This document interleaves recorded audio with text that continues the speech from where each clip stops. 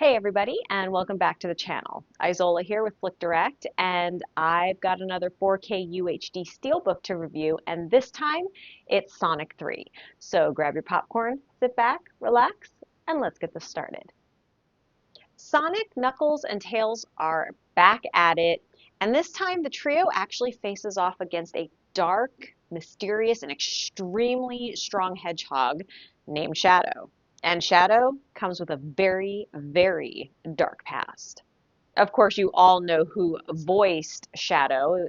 Obviously, it was Keanu Reeves, because I'm sure you all heard about it, even if you haven't seen the movie yet. But I mean, who better? He really does have that kind of deep, scruffy kind of voice that really fits the character. So it kind of seemed like a no-brainer to hire him to voice this one. Now, to stop Shadow, the team will need some unlikely help. So you know what that also means. We get the return of Dr. Robotnik. And of course, we know that's also played by Jim Carrey. So you just know there's going to be chaos, and even more so than the normal because, he never does anything just even above average, always over the top, which I do appreciate, especially as Dr. Robotnik. It really does fit. The movie actually stuck with the same creative team, so it does a really good job with blending action, humor, and heart, which is why I really think it did well.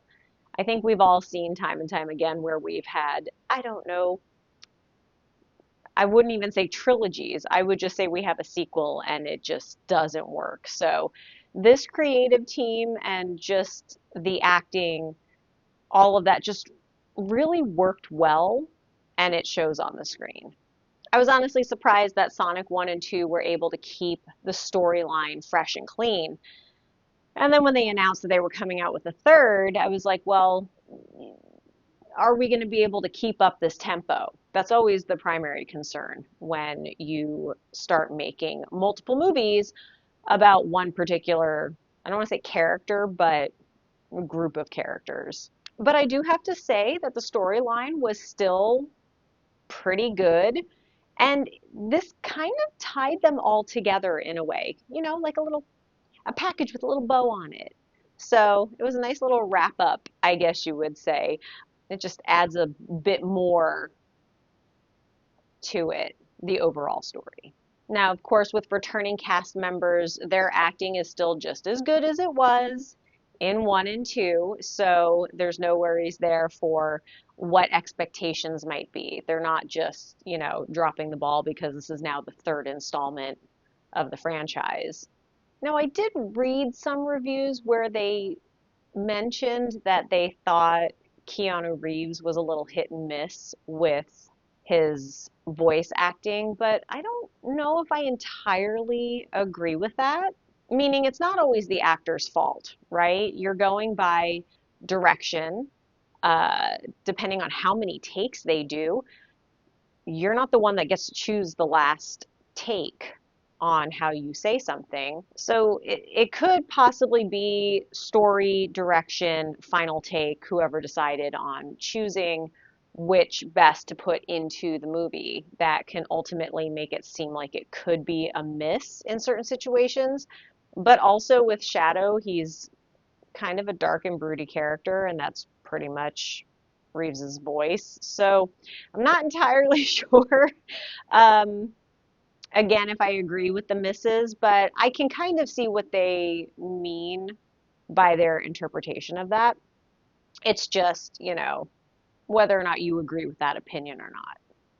But having said that, even the parts where I could potentially see them as misses, it didn't ruin the overall movie or storyline. It it didn't hurt it. So really not, I mean, it could be more nitpicking than anything. I was really happy that the visuals are strong because it really feels like you're kind of immersed in the movie and the story keeps things moving. Whether you're a die-hard fan or not, Sonic 3 just delivers a solid, wild, fun, and a lot of times funny wild ride. So I think I said wild twice. Yeah, it's fine. It was wild. So might as well say it as many times as I can. But having said that, I really think all will enjoy. And that also goes with whether you have kids or not. So because of this, I'm going to give Sonic 3 the movie a 4 out of 5. So now on to video. I'm sure by now you guys have all seen the trends of how I do this. It's not hard to figure out what I'm going to say next, but we always have to talk about audio and visuals. I just do the visuals first because I'm a visual person. But anyway, Sonic the Hedgehog 3 looks awesome in 4K UHD. It was shot in 4.6K and finished in 4K, so the details really pop. It's crisp, it's clean, it's just so visually fun to watch. And even with darks and lights, contrasts, like they all work. And those lower light settings are just perfect when they need to be, but you can still see everything that you need to see. So for outer space, I mean, back alleys, whatever, you're still going to be able to see everything, but I do recommend making sure you don't have all these lights on because it's still more fun to watch in lower light. Just like the first two, it's loaded with color. I mean, Sonic, for Pete's sake, is blue. So you're going to get those pops of color here and there. The CGI is done really well. So having the 4K finish just makes everything seem even more realistic, even though it's partial animation. I mean, I'm really impressed with how much things have improved over the years and how easily they make it seem like live action or real life and animation just kind of merge together. I think they just really did a great job, and the visuals, whether it's CGI or not, and just really great filming, does such a good job at making this a fun and fantastic watch. Because of this, I give the visuals a 5 out of 5. I'm sure you guys aren't shocked, but if you watch it, you'll understand. I promise. I really promise. It's worth the 5. Okay, so now on to audio. And we know that the 4K UHD of Sonic the Hedgehog 3 comes with a Dolby Atmos track. Come on, we knew that was going to happen. It's also Dolby True HD 7.1 compatible, so just an FYI there if you needed to know that. If you don't know what that is, don't worry about it. It's just for those who need the different compatibility. But I have to say, either way, it just sounds fantastic. Which again, are we surprised? I think it's just assumed that nowadays, if you have a Dolby Atmos track, that you're just going to get the most amazing sound and quality in any movie or even television show that you may watch. So you will not be disappointed, I promise. The audio is crisp and clear from start to finish.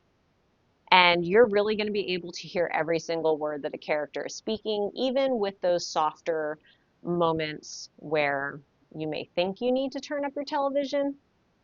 You don't really need to, which is always, a breath of fresh air because I don't know about you guys, but I hate having to turn up and down my volume, especially when there's like a tense moment coming up or a fight scene and then everything is just like, oh, let's just eardrums. We don't need those anymore. Now, that's not to say that it's not going to get louder during those scenes because that's obviously what's supposed to happen, but I just mean that there is usually better transitions with Dolby Atmos tracks. With music, effects, and even things like characters speeding in and out of shots and throughout the scenes, you'd think that maybe that would make it more difficult to understand dialogue, but no, everything just comes in crisp, clean, beautiful. You will not have any issues whatsoever.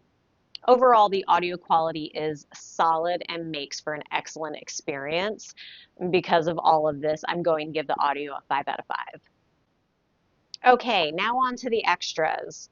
So disc 1 is the 4K UHD.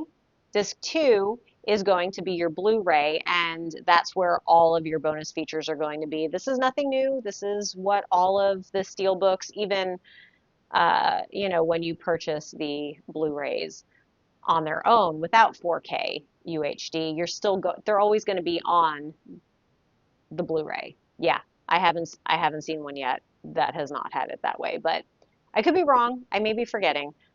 But let's just say more often than not, that's the way it's going to be. Now, of course, you're going to have one of the bonus features being the commentary by Jeff Fowler, who's the director, and then also Ben Schwartz, who does the voice of Sonic. So, it's just fun. They kind of just go on an epic adventure whilst, you know, watching the movie.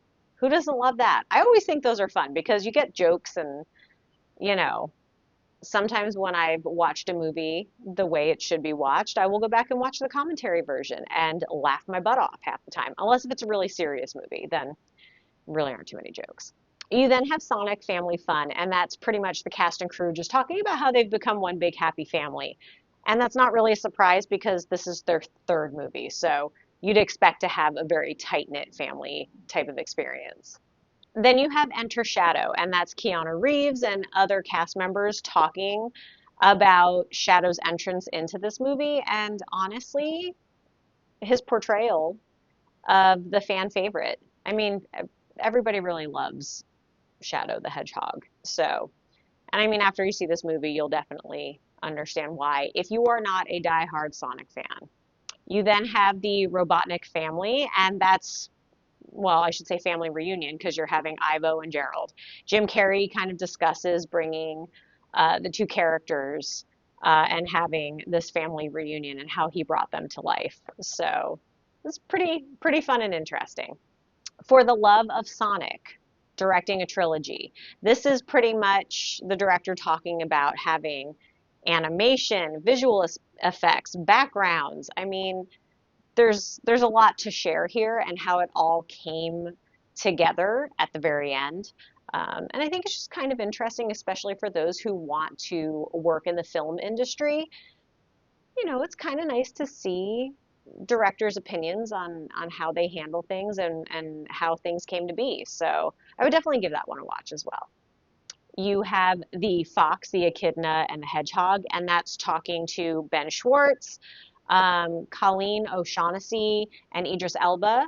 You kind of get to go into the recording studio and kind of see how they built their characters, essentially, voice-wise, of course.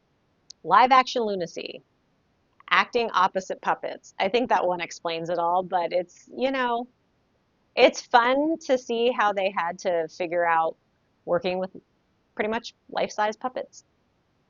It's pretty interesting and would be really funny. I mean, it's obviously changed a lot since way back in the day, but it's still fun to just see them acting out to puppets. So enjoy that one.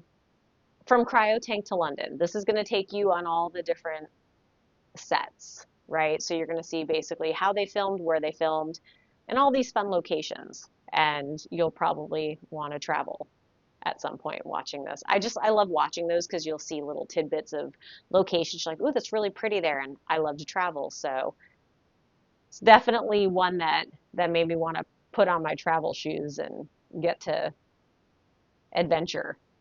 Team Sonic versus Shadow. This one was pretty interesting as well. It's kind of going behind the scenes of the battle sequences and how they choreographed all of those things. And that just looks like a lot of fun as well. So, because they're obviously trying to make it as realistic as possible. I mean, obviously, they're Sonic's a hedgehog that talks. So obviously, we have to not think in realistic terms and use our imagination a little bit, but they still wanted the fighting sequences and things like that to look as realistic as possible, and they'll talk about that in this one. A Very Sonic Christmas. I mean, come on, Team Sonic has to help Santa Claus save Christmas. Santa's been getting in a lot of trouble lately, so I guess this was pretty fitting, and it was cute, so I would definitely watch this one as well. You've got a gag reel, you've got deleted scenes, Sonic Central. Now, this one is only available on the digital copy, which you are lucky because when you get the Steelbook, it comes with a digital copy as well. You thought I forgot about that? No, I was saving it till the end, but there's really no rhyme or reason as to when I throw these things in there. But go on the digital copy, you will actually get a special message from director Jeff Fowler. And of course, with this 4K UHD purchase, you are getting this really cool steelbook. I'm sure you've seen them, because I always have either a poster or some type of logo on the side. It's cool. I love steelbooks so much. It's the primary reason why I love doing these things. I mean, one, you get to watch a great movie more often than not. Two, it's like a gift within a gift, right? We all like to fill our libraries with movies. I know I do. I want them for years to come. I don't know what's going to happen with them, but I'll watch them until they break, you know? And so why not have them in these really cool steel books rather than just some flimsy little piece of plastic? I don't know. I prefer the steel books. So that's what you get. And I think, they did a really good job with giving us some fun stuff. This one's actually a little more than a lot of them.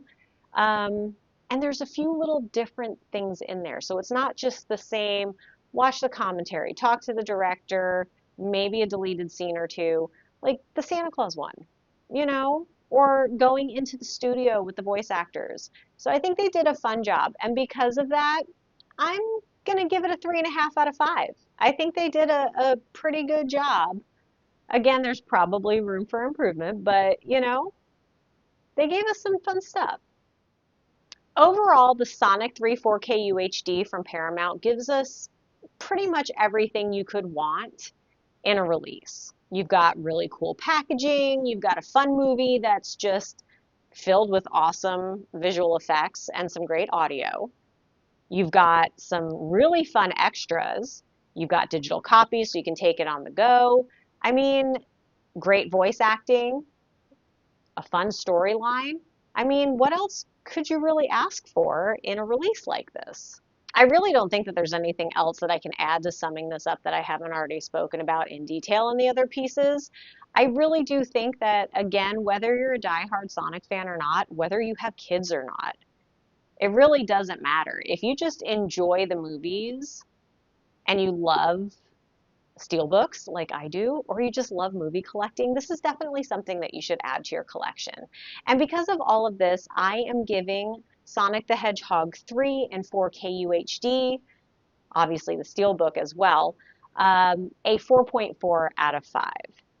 Now, good news is, bad news for us because like I said, we had CinemaCon, we had WonderCon, there's so much stuff going on.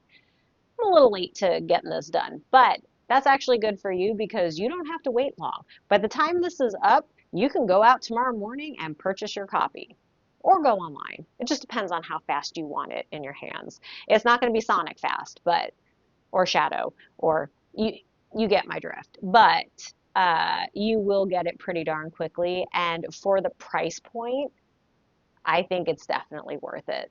Again, I really think you guys will enjoy it, especially with kids. Good grief. I played the video games.